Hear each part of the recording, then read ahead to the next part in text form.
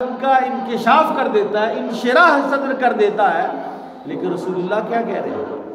جس جن پر وحی آتی ہے، جو اللہ کے مقرب ہیں، جو اللہ کے محبوب ہیں، وہ کہہ رہے ہیں اللہم ارنا حقائق الاشیاء کما ہوا، یا اللہ اشیاء کی حقیقتیں مجھے دکھا جیسے وہ ہیں، جیسے مجھے نظر آتی ہیں ویسے نہیں، جیسے ان کی حقیقت ہے وہ مجھے دکھا.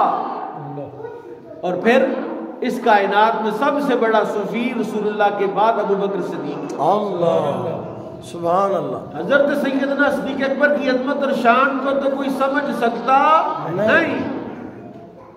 افضل البشر بعد الانبیاء ہے. واہ واہ سبحان اللہ. اور ان کی شان کیا ہے کہ فاروق اعظم جیسا بندہ کہے ساری زندگی کی نیکیاں لے لیں گے، ساری زندگی کی عبادتیں میں دیتا ہوں، اور ایک رات جو آپ نے غار ثور میں رسول اللہ کے ساتھ گزاری اس کے ساتھ میرا سودا کر لے. سبحان اللہ. نعرہ تکبیر، نعرہ رسالت، نعرہ رسالت، نعرہ حیدری، نعرہ تحقیق، عظمت و شان مصطفیٰ. سبحان اللہ. سیدنا صدیق اکبر نے رسول اللہ سے پوچھا اللہ کہ حضور مجھے کوئی دعا ارشاد فرمائیں جس کے ساتھ میں دعا کروں. میں کیسے دعا کروں اللہ سے؟ دعا کا طریقہ، دعا کے کوئی الفاظ، دعا کی کوئی کلمات مجھے سکھائیے.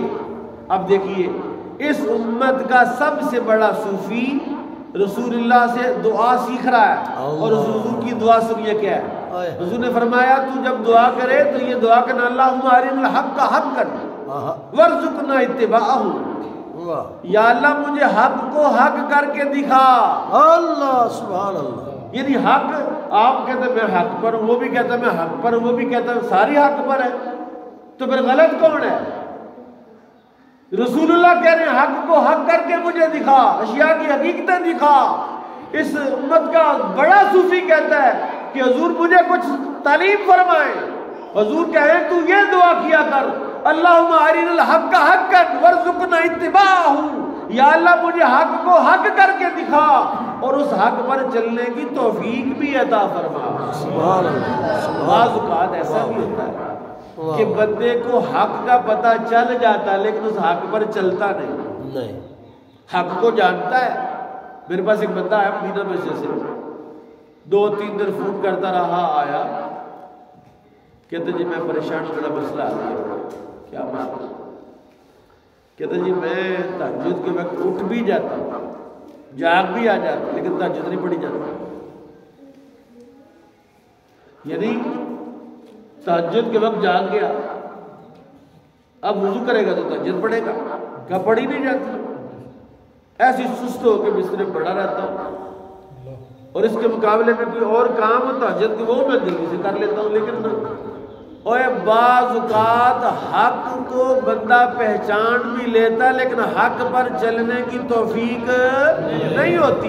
اللہ یہی تو بات سمجھنے والی ہے کہ یا اللہ مجھے حق کو حق کر کے دکھا وارزقنا اتباعہ، اور اس حق پر چلنے کی توفیق بھی عطا فرما، اس پر چلنے کی توفیق بھی دے مجھے. اور کیا کہا اللہم ارنا الباطل باطلا وارزقنا اجتنابہ، اور باطل کو باطل کر کے مجھے دکھا اور اس باطل سے بچنے کی توفیق بھی عطا فرما. سبحان اللہ. اس کا مطلب کیا ہے؟ مطلب بڑا کھلا ہے کہ رمضان کی عظمت تو پہلے تو رمضان کی حقیقت کا ادراک نہیں ہوا. اگر حقیقت کا ادراک ہو بھی گیا تو تراویح کی توفیق نہیں، روزے کی توفیق نہیں، روزہ رکھ لیا تو جھوٹ چھوڑنے کی توفیق نہیں، سچ بولنے کی توفیق نہیں. یار وہی سارے کے سارے بدماش، مجلس وہی ساری کی ساری جھوٹوں والی چغل خوروں والی مجلس ہے. تو میرے بھائیو دوستو معاملہ اس طرح نہیں. ایمان کیا چیز ہے اور ایمانیات کیا ہے، اس کو ہمیں سمجھنے کی ضرورت ہے. کیا ہم اس کو کیسے سمجھیں؟ اس کو ایسے ہی سمجھا جائے گا جیسے رسول اللہ کو سمجھ آئی ہے. اور رسول اللہ نے یہ بات ہمیں بتلائی، نبی پاک نے بتلایا کہ یہ جو مہینہ ہے نا، اس مہینے کی عظمتیں کیسے حاصل ہو سکتی ہیں؟ وہ بندہ روزہ ہی رکھے، نماز ہی پڑھے، مسجد میں بیٹھا رہے، فرمایا نہیں، وَهُوَ شَهْرُ الْمَوَاسَاتِ۔ خشک صوفی کو اللہ پسند نہیں کرتا، جو تسبیح تو بڑی چلائے، معمولات بھی اس کے بڑے تگڑے ہوں کہ جناب تسبیح و تحلیل بھی کرتا ہے، نفی اثبات بھی کرتا ہے، مراقبات بھی کرتا ہے، کوئی عمل نہیں چھوڑتا، لیکن کسی کو دیتے ہوئے اس کا دل جیب ٹلی نہیں کر سکتا کہ وہ شہر المواسات، وہ مہینہ غم خاری کا مہینہ ہے۔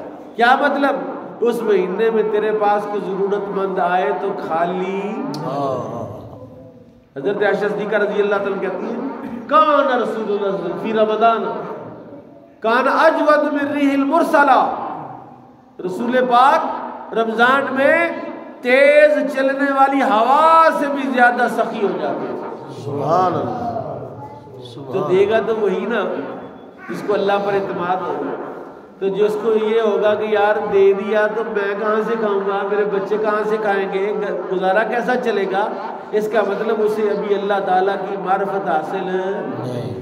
وہ تو کہتا ہے ایسی جگہ سے دوں گا جہاں سے تیرا گمان نہیں ہو۔ تو تجھے دیتے ہوئے کیسے پریشانی ہوتی ہے، تجھے دیتے ہوئے کیسے رکاوٹ ہوتی ہے، تجھے دیتے ہوئے تیرا دل کیسے کھچتا ہے۔ حالانکہ اپنے نبی کو تو دیکھ، اس کے اس سچے غلام کو دیکھ جو گھر کا سارا ہی مال لے کے آیا، سبحان اللہ، واہ واہ، کل مال لے آیا۔ حالانکہ قرآن کی آیت ہے وَلَا تَبْسُطْهَا كُلَّ الْبَسْطِ فَتَكُونَ مَلُومًا مَدْحُورًا۔ قرآن سنو، اللہ نے کہا رسول اللہ سے محبوب ہے جب تو عطا کرتا ہے تو سارا ہی ہاتھ نہ کھول دیا کر، کچھ بچا کے بھی رکھ لیا کر گزارے کے لیے۔ لیکن اس نبی کا عمل کیا ہے؟ اس کے دل میں رحمت کا دریا ہے، وہ سراپائے رحمت ہے، اور جب وہ کسی کو دیتا ہے تو اس طرح دیتا ہے کہ پھر اپنے تنگ دست ہونے کا انہیں خدشہ نہیں ہوتا۔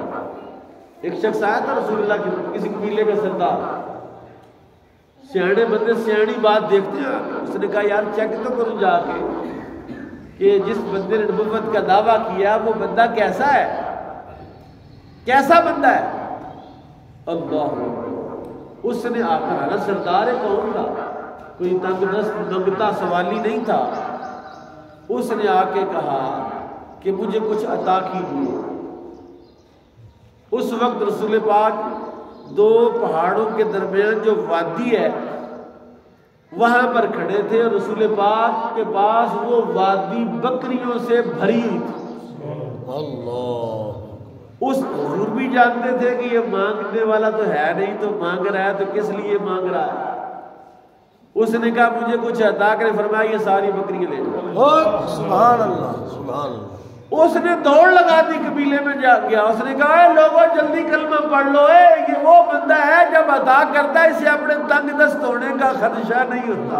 نعرہ تکبیر، نعرہ رسالت، نعرہ حیدری، نعرہ تحقیق، عظمت و شان مصطفیٰ، آمد رمضان زندہ۔ اور یہ میں آپ کو عرض کروں کہ رسول اللہ کا یہ طریقہ ہے